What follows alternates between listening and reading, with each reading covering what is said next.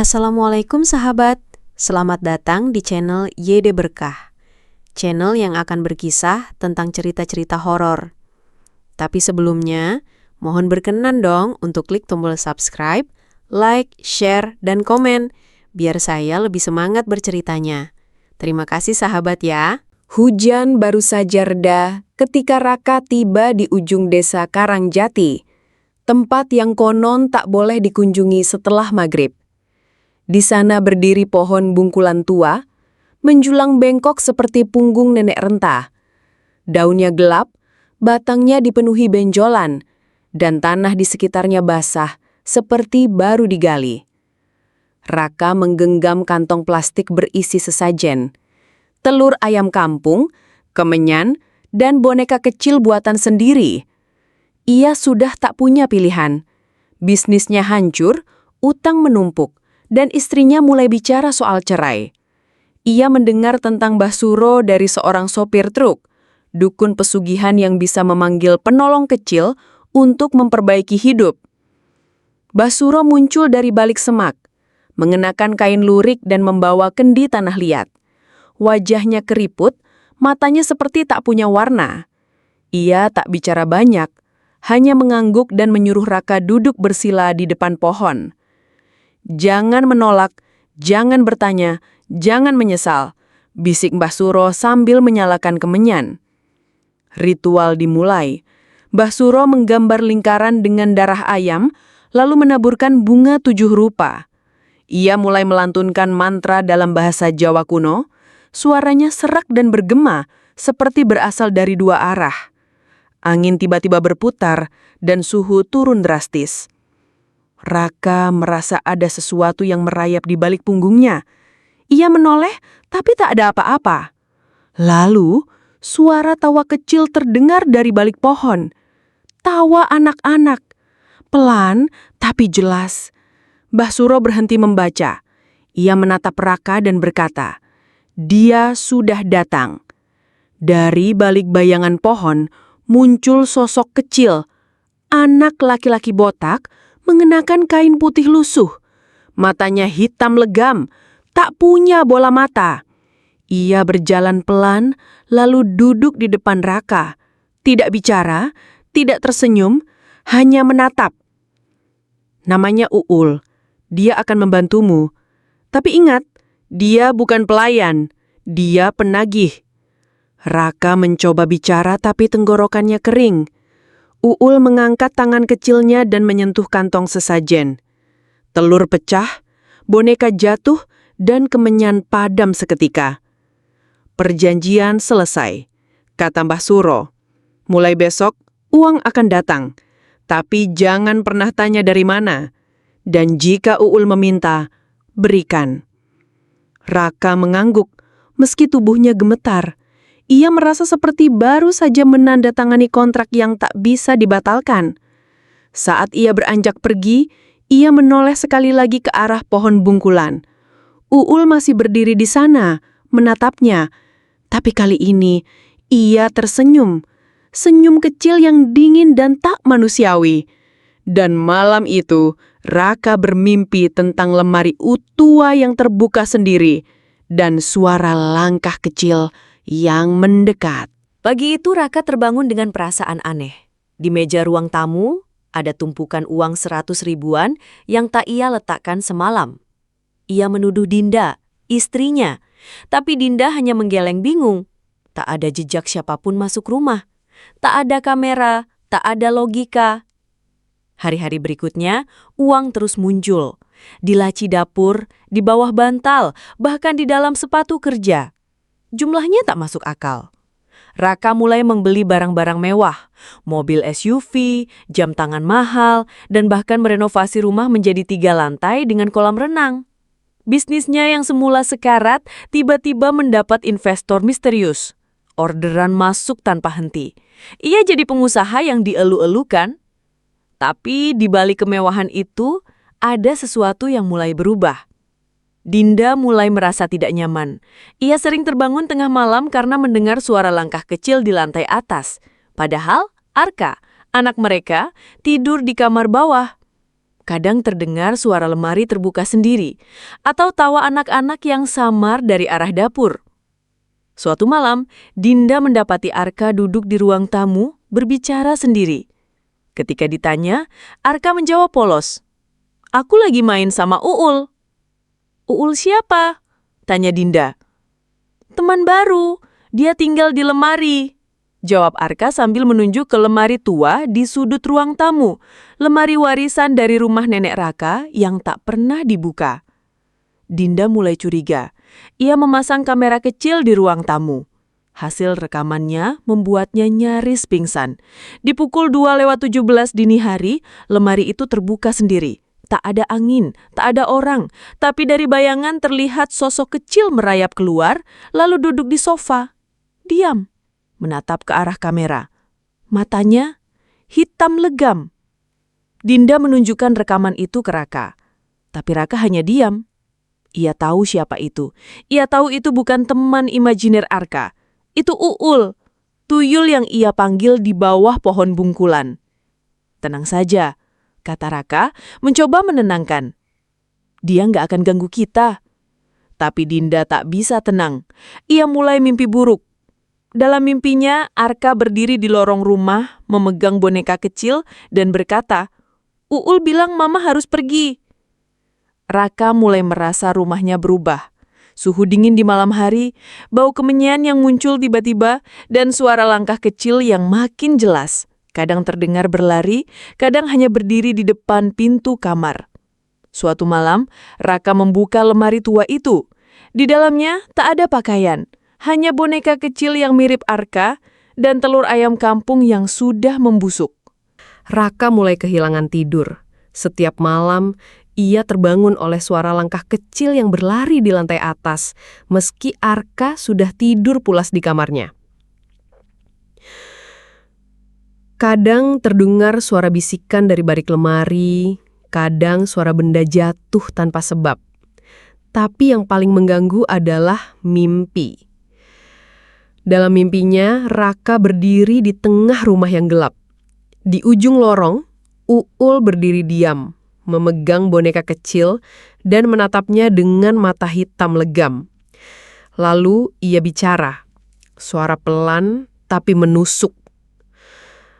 "Aku sudah memberi.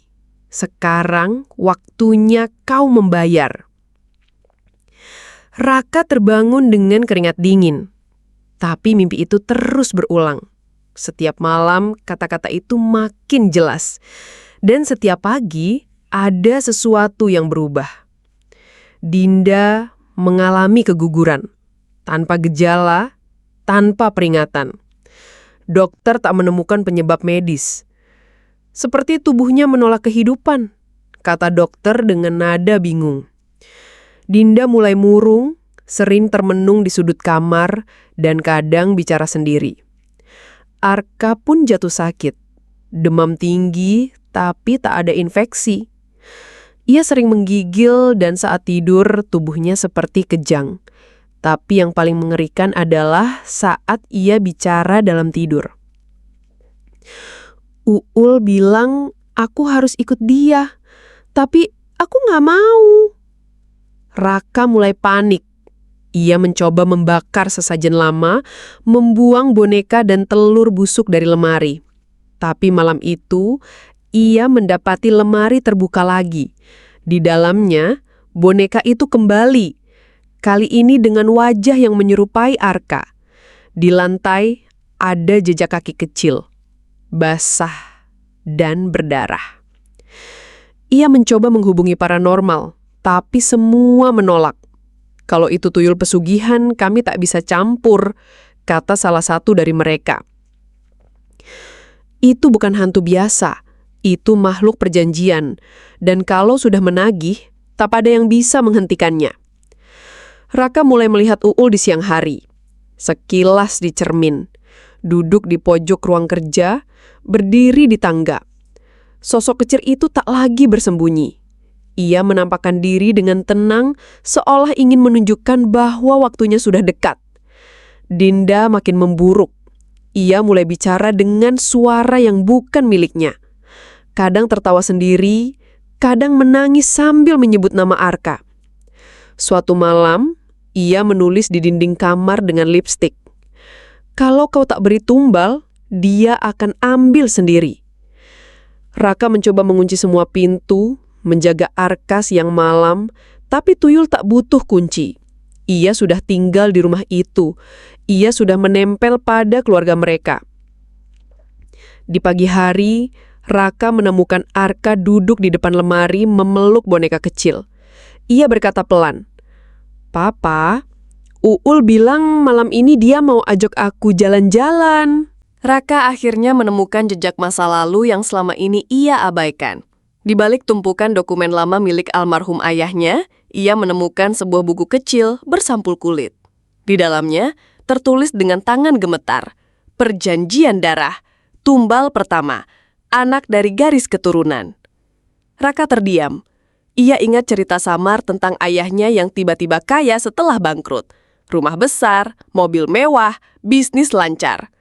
Tapi semua itu datang setelah kematian adik Raka yang masih bayi, meninggal mendadak tanpa sebab. Saat itu, keluarga hanya menyebutnya takdir. Kini Raka tahu, itu bukan takdir. Itu tumbal. Ia merasa mual. Ayahnya telah menyerahkan darah keluarga demi kekayaan. Dan kini, giliran Arka. Tuyul itu bukan milik orang lain. Ia adalah warisan. Makhluk perjanjian yang menagih sesuai siklus. Raka mencoba mengkonfrontasi Dinda. Tapi Dinda hanya tertawa pelan, matanya kosong. "Kamu pikir aku nggak tahu? Aku lihat boneka itu sejak kita pindah. Aku dengar bisikannya. Tapi aku diam, karena aku takut kehilangan semuanya." Raka terpukul. Dinda tahu sejak awal. Ia memilih diam. Ia memilih kenyamanan daripada keselamatan anak mereka. "Aku kira kalau kita cukup baik, cukup berdoa, dia nggak akan ambil Arka. Tapi ternyata dia nggak peduli." Raka merasa dihianati. Bukan hanya oleh Dinda, tapi juga oleh seluruh warisan keluarganya. Ia mencoba mencari jalan keluar. Ia mendatangi seorang ustaz ruqyah syariah yang tinggal di pinggiran kota. Ustaz itu mendengarkan dengan wajah tegang. Ini bukan sekadar gangguan jin. Ini ikatan sihir pesugihan. Harus diputus dengan taubat, ruqyah, dan pengorbanan. Tapi ingat, kadang yang diminta bukan benda, tapi jiwa. Raka membawa ustaz itu ke rumah. Malam itu, mereka mulai ruqyah.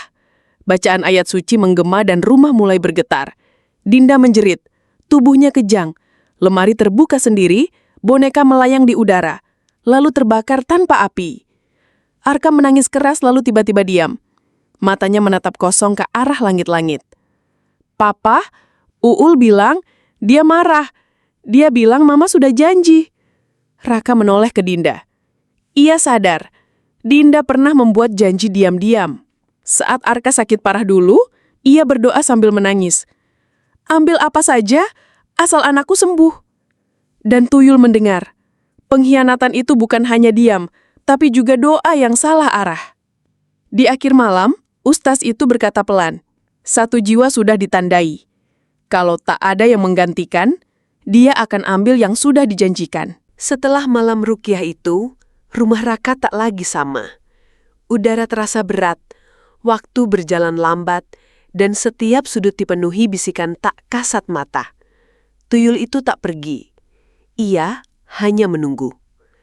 Arka mulai bicara dengan bahasa yang bukan miliknya. Kadang terdengar seperti bahasa Jawa kuno, kadang seperti gumaman anak kecil yang sedang mengutuk. Tubuhnya makin kurus, matanya cekung, dan ia sering menggambar sosok kecil dengan darah dari hidungnya sendiri. Raka merasa terdesak. Ia mencoba segala cara. Ruqyah lanjutan, membakar benda-benda warisan, bahkan berpuasa dan berdoa siang malam. Tapi tuyul itu tak butuh ritual. Ia butuh imbalan.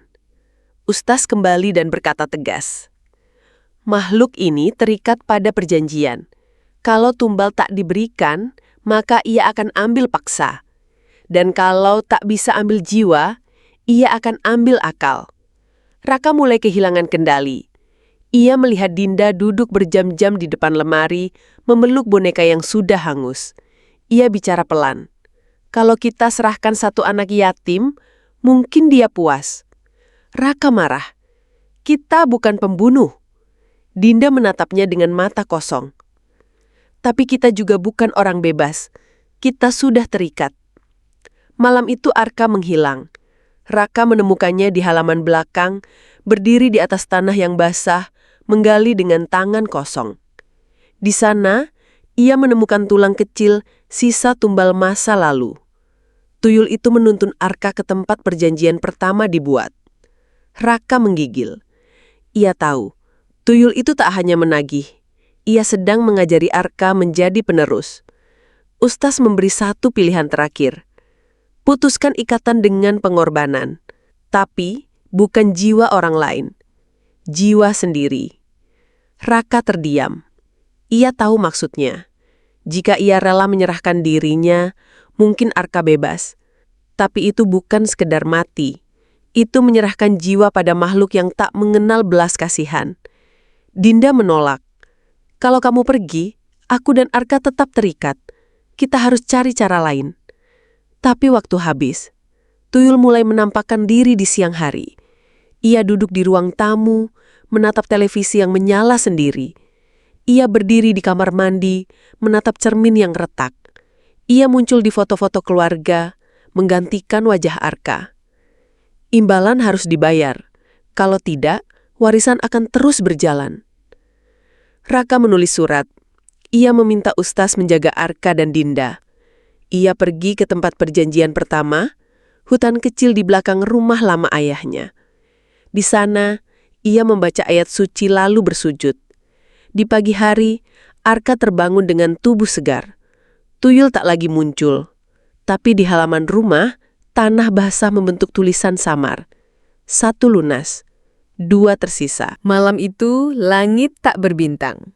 Angin berhenti dan udara terasa seperti menahan napas. Raka berdiri di tengah hutan belakang rumah lama ayahnya, tempat perjanjian pertama dibuat. Di tangannya, ia membawa sesajen terakhir, bunga 7 rupa, kendi berisi darah ayam, dan boneka kecil yang menyerupai Arka. Ia tahu ini bukan ritual biasa. Ini bukan pemanggilan. Ini penyerahan.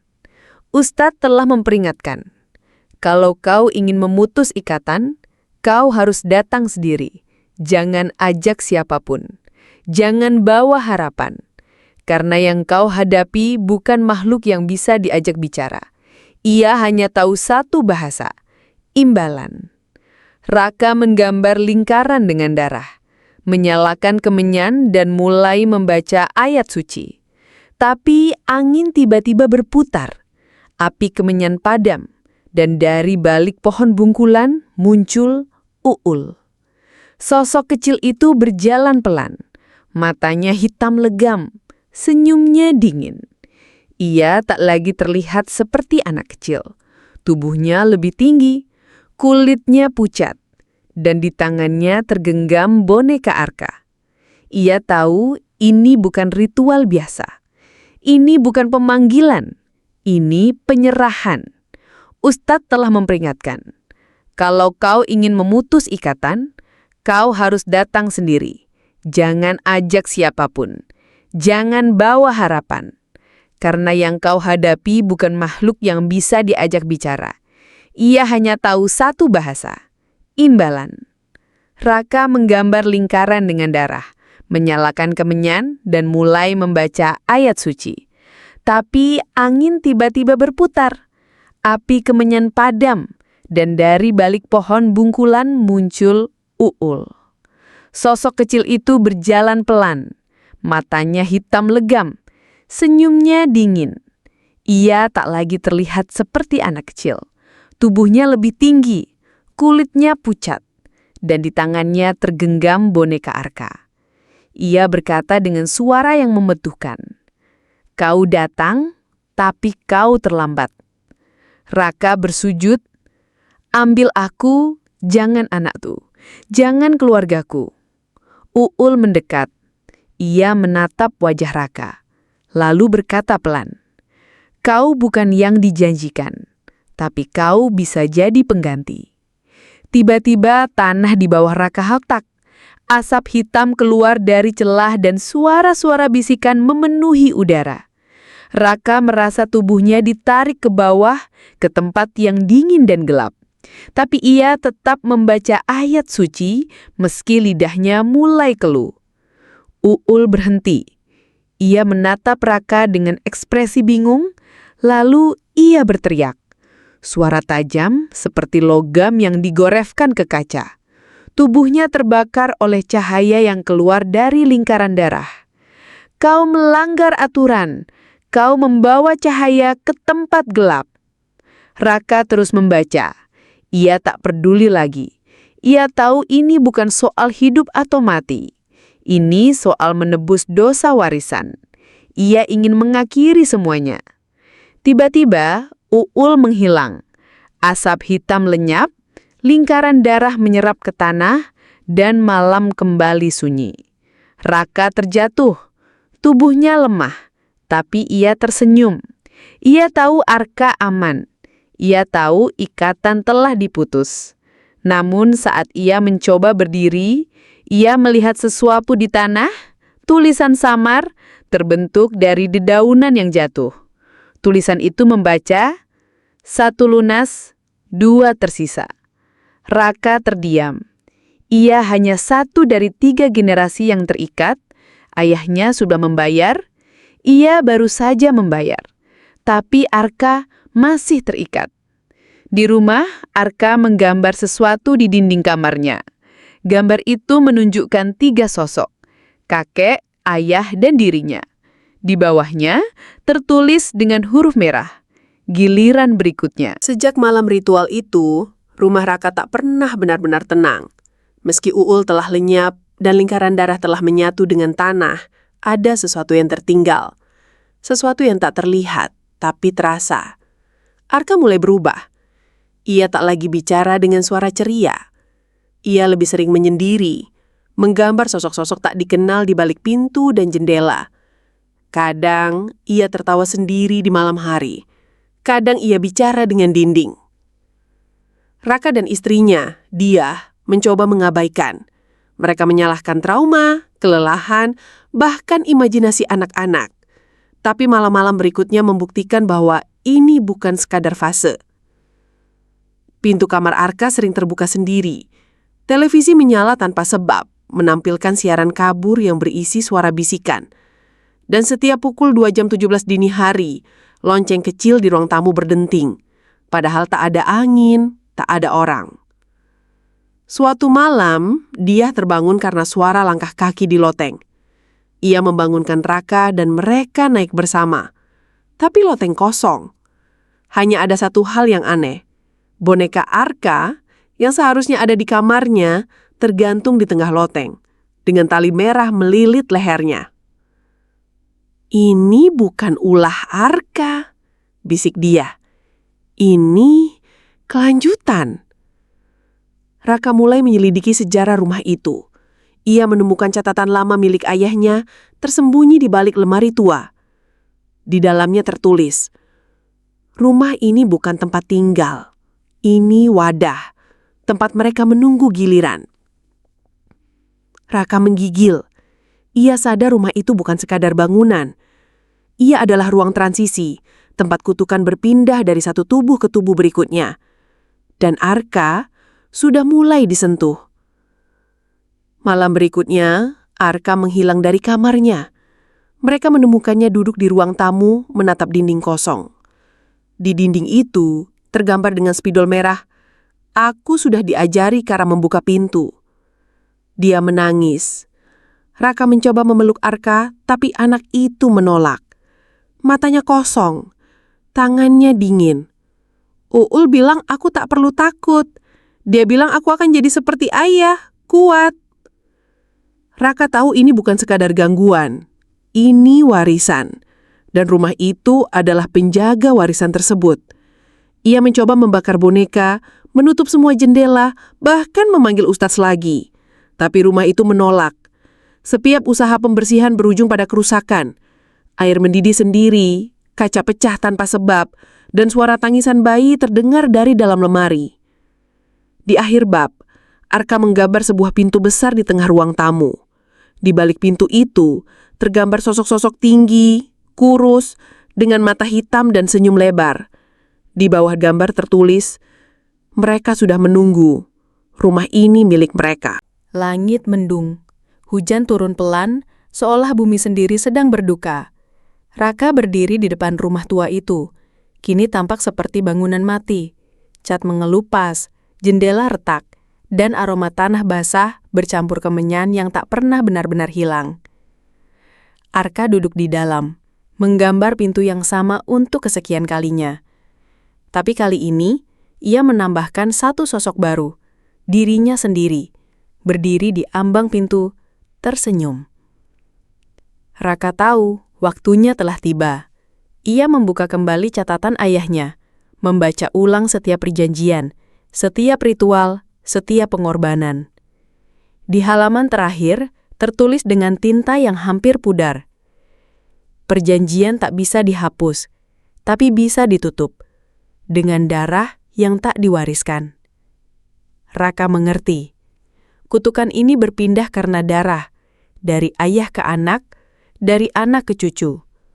Tapi jika darah itu berhenti, maka pintu tak akan terbuka lagi. Ia menyiapkan ritual terakhir. Kali ini bukan untuk menyerahkan, tapi untuk menutup. Ia menggambar lingkaran di ruang tamu, tempat Arka selalu menggambar pintu. Di tengah lingkaran, ia letakkan 3 benda. Boneka Arka, foto ayahnya, dan secarik kain putih bertuliskan nama-nama mereka. Dia menolak ikut, tak sanggup melihat suaminya melakukan ini.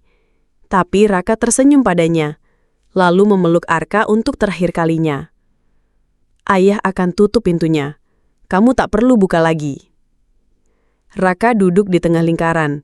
Ia mulai membaca doa, bukan dari kitab, tapi dari hati. Ia bicara pada mereka, makhluk yang menunggu, yang menagih, yang bersembunyi di balik pintu.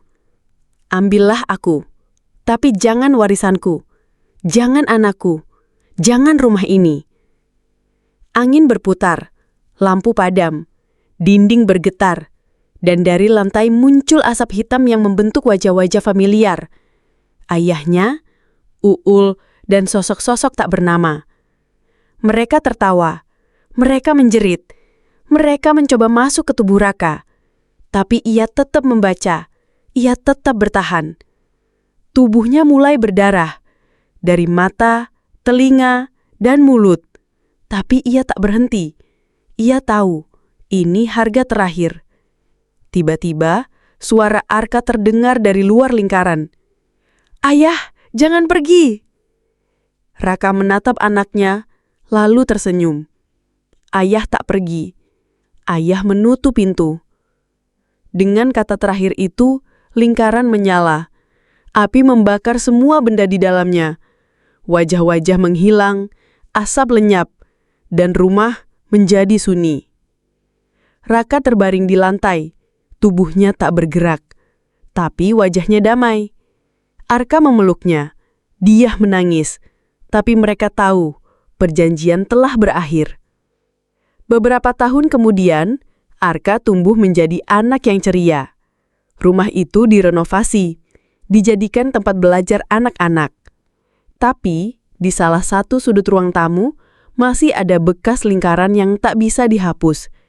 Dan setiap tanggal 17 bulan itu, lonceng kecil berdenting sekali.